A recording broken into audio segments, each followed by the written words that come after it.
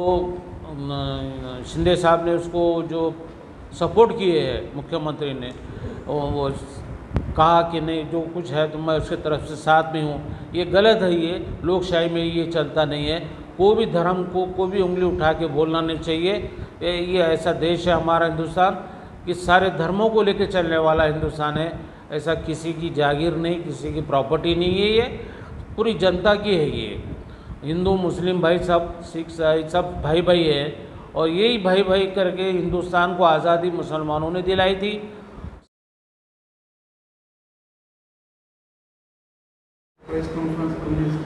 महाराष्ट्र के अंदर के बारे में ये भारतीय एकता पार्टी उत्तर प्रदेश की है, और यहाँ महाराष्ट्र में पहले लॉन्च हुई है अब, और उसका प्रदेश अध्यक्ष मैं हूँ। मेरा नाम शेख खलील अहमद चौधरी है, और मैं बहुत सी पार्टियों में काम किया हुआ हूँ, अनुभव है मेरे को पार्टी का। जैसे शरद पवार की एस कांग्रेस थी, मैं ऑल इंडिया का जॉइंट सेक्रेटरी था, और बाद में समाजवादी के अंदर भी मैं था। जो मुलायम सिंह की पार्टी अबू आज़मी जो अध्यक्ष बने हुए हैं, ये सारी चीज़ें देखने के बाद में मुझे लगा कि जो कार्यकर्ता रहता है, जिसको आमदार का इलेक्शन लड़ना है, या नगर सेवक का इलेक्शन लड़ना है, या ग्राम पंचायत का लड़ना है, तो उसको टिकट नहीं मिलता है। तो भेदभाव होता रहता है उसमें, हर पार्टी के अंदर देखा मैंने। तो ये मैं सोचा कि भेदभाव नहीं होना चाहिए। जो कार्यकर्ता को आमदार बनना है या खासदार बनना है तो उसको टिकट देना चाहिए, चाहे वो कुछ भी हो। जो तुम्हारी पार्टी के अंदर काम करता है, अपना 10 साल 20 साल लगा देता है वो, और उसको कुछ नहीं मिलता है। इसलिए ये पार्टी लॉन्च करने को यहाँ लगाए हैं औरंगाबाद शहर में। और जहाँ तक कि ये है कि भाई दलित भाई और सराजी लोग, हर समाज के लोगों को ये गुलदस्ता है, हिंदुस्तान बोले तो एक गुलदस्ता है। ना भेदभाव नहीं रहेगा हमारी पार्टी के अंदर। कोई भी आदमी या लेडीज़ चाहती होंगे उसको भी टिकट मिलेगा। 228 सीट विधानसभा की हम लड़ने वाले हैं महाराष्ट्र में, और जिसको भी टिकट चाहिए तो हमारी पार्टी से हम टिकट देने को तैयार है। और समाज के अंदर जो भेदभाव चल रहा है वो भेदभाव नहीं होना चाहिए, एकता चाहिए। आपकी पार्टी सर कौन कौन से मुद्दे पर काम करेंगे आगे चलकर? हमारी पार्टी हर मुद्दा जो भी लोकशाही के दायरे में आता है, जिस पे जुल्म होता है, उसके साथ हम खड़े रहेंगे हर टाइम। ऐसा नहीं है कि ये कोई ऐसा है कि कोई गुटखा बेच रहा है, कोई गांजा बेच रहा है, कोई चरस बेच रहा है तो उसकी तरफ से खड़े रहेंगे, ऐसा नहीं। ये नशीली चीज़ें भी बंद होना चाहिए। जो कि नौजवान बच्चे हैं, जो आजकल की पीढ़ी है, जो भविष्य में हमारे देश के लिए रखवाले बनी है, वो उनको कमज़ोर कर दे रहे। इस चीज़ों को भी बंद कराने के लिए हम रास्ते पर उतरेंगे हैं। एजुकेशन के अंदर भी हम उतरेंगे, और सभी मसले के ऊपर हम रहेंगे। अभी कुछ टाइम पहले एक महाराज ने नबी के शान पे गुस्ताखी की है, तो आपके पार्टी से उसका कुछ विरोध वगैरह किया गया है? विरोध कर रहे हैं ना, विरोध कर रहे हैं हम। उसको सज़ा मिलना चाहिए। और वो शिंदे साहब ने उसको जो सपोर्ट किए है मुख्यमंत्री ने, वो कहा कि नहीं जो कुछ है तो मैं उसके तरफ से साथ में हूँ। ये गलत है, ये लोकशाही में ये चलता नहीं है। कोई भी धर्म को कोई भी उंगली उठा के बोलना नहीं चाहिए। ये ऐसा देश है हमारा हिंदुस्तान कि सारे धर्मों को लेकर चलने वाला हिंदुस्तान है। ऐसा किसी की जागीर नहीं, किसी की प्रॉपर्टी नहीं है, ये पूरी जनता की है। ये हिंदू मुस्लिम भाई सब, सिख ईसाई सब भाई भाई है, और यही भाई भाई करके हिंदुस्तान को आज़ादी मुसलमानों ने दिलाई थी। सबने शहीद हुए इस मुल्क के अंदर। ऐसा नहीं है कि कोई कास्ट का आदमी शहीद नहीं हुआ इस देश के लिए। कोई पार्टी अगर आपको पार्टिंबा देना चाहे तो आप बिल्कुल उसके लिए तैयार है क्या? आपको अगर कोई पार्टी अगर बुलाती है कि हमको पार्टिंबा दो, तो क्या आप देने के लिए तैयार हैं? पार्टिंबा देने को तैयार रहेंगे हम। जैसे कि अभी इस वक्त देख रहे हैं महाराष्ट्र का कि शिवसेना है, बीजेपी है, कांग्रेस है, इनको हम पार्टिंबा नहीं देंगे।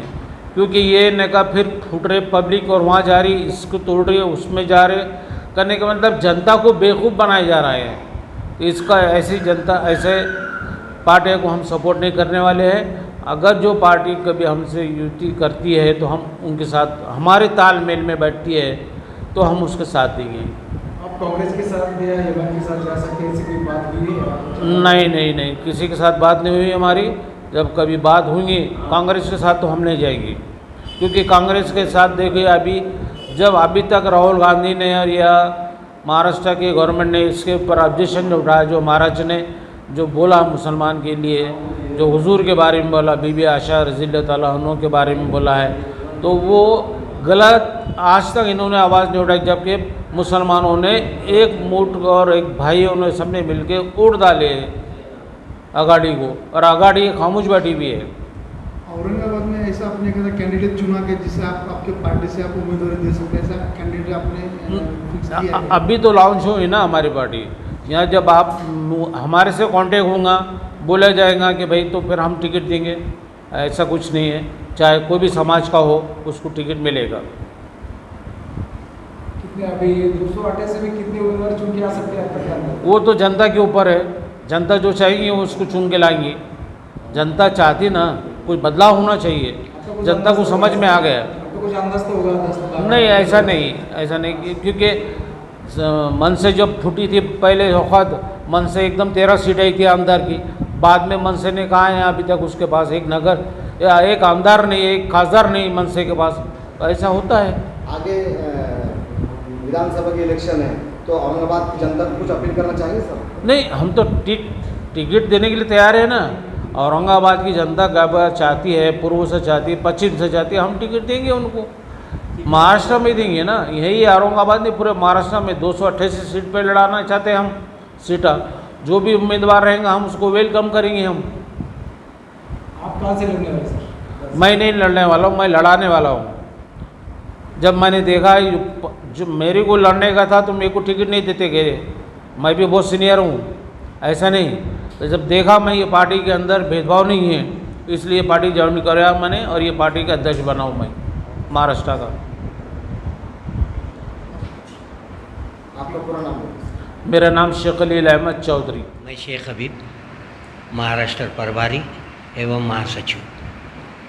मैं सबसे पहले इस बात के लिए बहुत ज़्यादा मुतमईन हूँ कि हमारे जो अध्यक्ष है जनाब खलील अहमद चौधरी साहब, वो एकदम सीनियर है और उनके साथ हमको काम करने के लिए मौका मिला। मैं उसके लिए अपने आप को तहे दिल से शुक्रिया अदा करता हूँ। और ख़ास बात ये बताता हूँ कि हमारी पार्टी का मुख्य उद्देश्य है national integration and social justice, राष्ट्रीय एकात्मता, सामाजिक न्याय। हम जो है तो उस देश में रहते हैं। मुझे फ़ख्र है इस बात का कि मैं हिंदुस्तानी मुसलमान हूँ। इस बात के लिए मैं बड़ा फ़ख्र महसूस करता हूँ कि देखिए, हम उस देश में रहते हैं जहाँ हमा अक़साम के फूल हैं।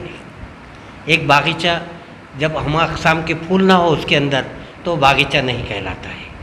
आज देखिए, आप हर 20 किलोमीटर पे जाइए, 25 किलोमीटर पे जाइए, रीत रिवाज बदल जाते हैं, पहनावे बदल जाते हैं, धार्मिक रीत रिवाज बदल जाते हैं, बोलियां बदल जाती है। इसके बावजूद भी अनेकता में हमारे देश में एकता है। अब एकता की मिसाल छोटी छोटी ले लीजिए। जब हम रोज़ जाते हैं, अगर किसी का दुपट्टा नीचे जाता है गाड़ी के नीचे या बुर्का गिरता है तो फौरी तौर पे बोलता है, चाहे वो मतलब मिलत नहीं देखता हो, वो सिर्फ ये बोलता है बहन जी ज़रा इसको ये कर लीजिए। यानी आज ये एकता की मिसाल है। दूसरे अगर कहीं एक्सीडेंट हो जाता है तो वो ये नहीं देखते हिंदू है मुसलमान है, वो ये देखते हैं कि इसे हम किस तरह से बचाया जाए। वहाँ सभी जमा होकर उसकी मदद करते हैं। तो ये एक मिसालें हैं देश की। और सबसे बड़ी बात यह है कि हम उस देश में रहते हैं जिस देश के अंदर गंगा जमुना तहज़ीब है। और ये वो तहज़ीब है जो आज से नहीं, जब से मुल्क बना है तब से ये तहज़ीब बरकरार है। और हम इस बात के लिए खुश है कि हमारी पार्टी का नाम भारतीय एकता पार्टी है। एकता देश शक्ति, हम तो बोलेंगे खरी देशभक्ति, क्योंकि हमारा मुख्य उद्देश्य है रोज़ी रोटी, शिक्षण, घर ज़मीन मकान, हिंदू मुस्लिम दलित सबकी एकता हो। और इस देश के अंदर ऐसा भाईचारा हो कि वो भाईचारा जो है तो एक मुतमईन बख्श हो, कोई किसी के लिए बुरा न सोचे।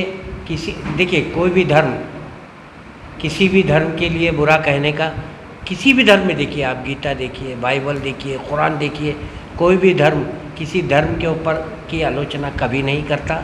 सर्वधर्म संभव, ये हमारा मुख्य उद्देश्य है। और हम अब सवाल जैसा ये करते हैं कि भाई हमारे प्रश्न क्या रहेंगे। देखिए, हर विधानसभा क्षेत्र का प्रश्न अलग होता है और उसी प्रश्न के तहत निवडणूक लड़ी जाती है।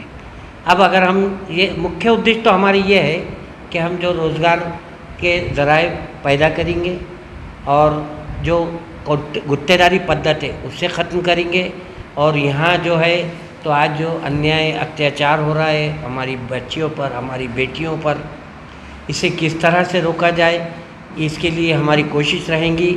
और दूसरी हमारी कोशिश सबसे बड़ी बात ये रहेगी कि किसी भी धर्म का संत हो या सूफी हो, उसके खिलाफ बोलने के वाले के लिए एक ऐसा कोड बनाया जाए कि जिसके अंदर फौरी जो है तो फैसला हो और फौरी उसे सज़ा मिले, ताकि कोई किसी के खिलाफ ना बोले। देखिए, मैंने परसों एक वीडियो देखा, उसमें आया कि बेटे संभल के जाओ, शहर में बहुत दरिंदा के फिर रहे हैं। तो एक शख्स जाकर अपनी काम छोड़ के गैस सिलेंडर लेके जाके बताते हो, वो छोड़ के अपनी बच्ची को स्कूल छोड़ के आता है। तो आज माहौल ऐसा है कि आज आप देखिए पूरे महाराष्ट्र के अंदर, पूरे ज़िले में और बल्कि पूरे इंडिया लेवल पर ये छोटी छोटी बच्चियाँ, क्योंकि मैं आपसे यही कहूँगा, बेटी एक ऐसी होती है कि वो मरे तक माँ बाप के लिए बेटी ही होती है। अब हम भी बेटे हैं, लेकिन मैं ये कहूँगा कि कुछ % बेटे ऐसे होते हैं जो माँ बाप का साथ देते हैं और बाकी बेटे वो शादी के बाद बेटे होंगे कि नहीं, लेकिन ज़्यादातर मोहब्बत बच्चियों से ही होती है और वो बच्चियाँ अपने बाप के लिए बहुत ये करते हैं। तो हमें उन बच्चियों के लिए सब मिलके ये सोचना चाहिए कि ऐसे दरिंदों को सज़ाए मौत ही मिलने चाहिए जो बच्चों का गलत, मतलब छोटे छोटे बच्चियाँ जो बोल नहीं सकती,